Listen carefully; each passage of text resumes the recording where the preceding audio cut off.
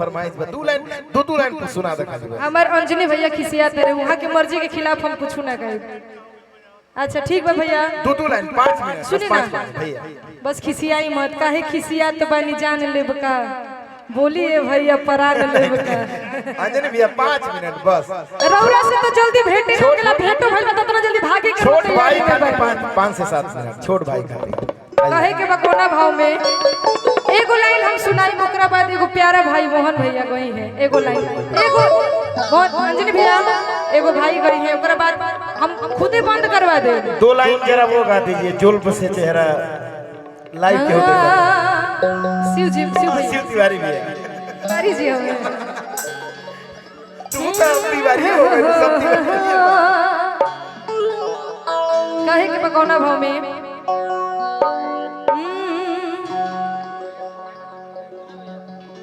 कि जुल्फ से का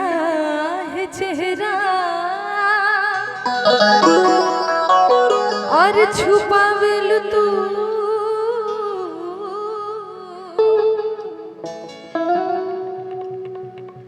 जुल्फ से का है चेहरा छुपावेल तू चांद छुपल बकारी रे अरे बदरिया में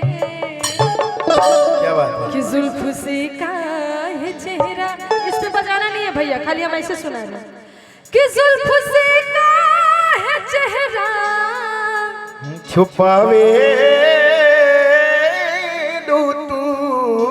कि चांद छुपल बकारी रे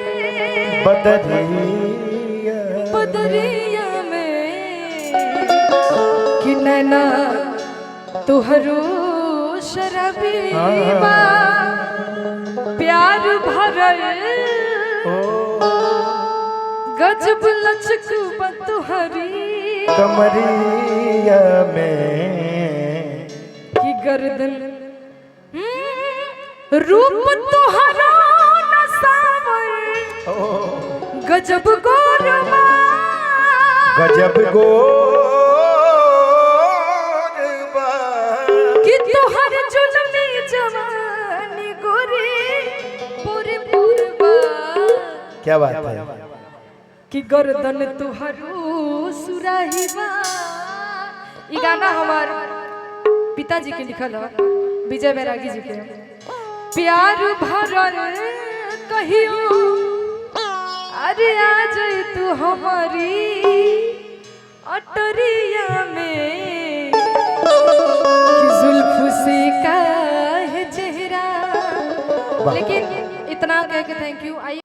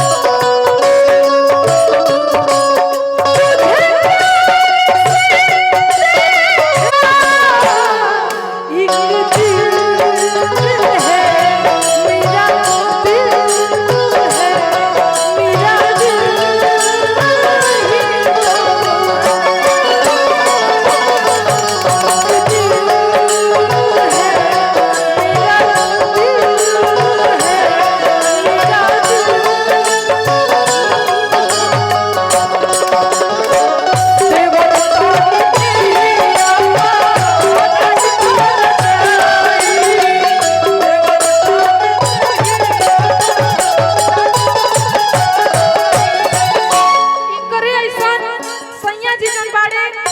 उ बहरी बाड़े तो चांदनी जी कहत रे ए बलम जी हाँ बलम जी आ जइता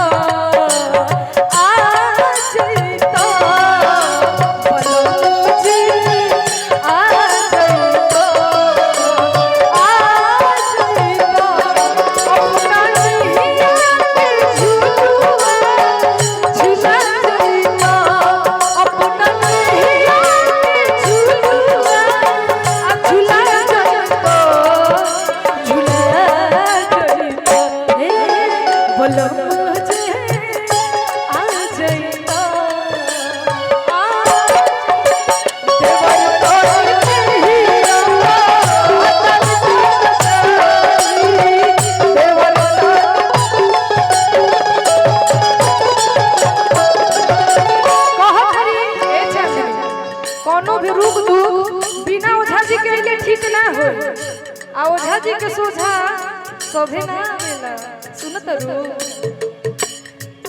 ओझा चाहे सोखा के अरे सोझा बुलाए ओझा चाहे सोखा के आ सोझा बुलाए आ कोई सन बीमारी हो तो निझार आएगा आ कोई सन बीमारी हो देखो भाव के ध्यान दो जैसे अंजनी भैया बजाई है वो सही तरह कमर हिलावे के बा कैसे पीछे मुड़ जाता आ कैसे धीरे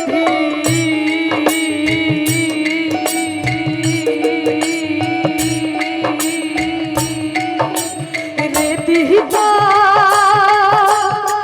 ई राजा जी हो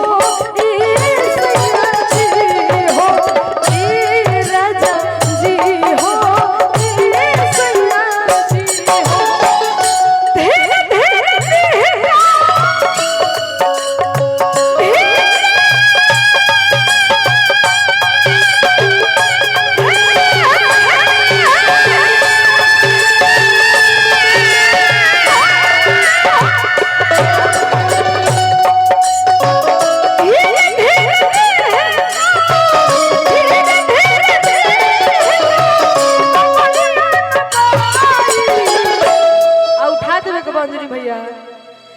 धीरे धीरे अरे होय तो देवर तानी देहिया देवर तानी देहिया अचल ताज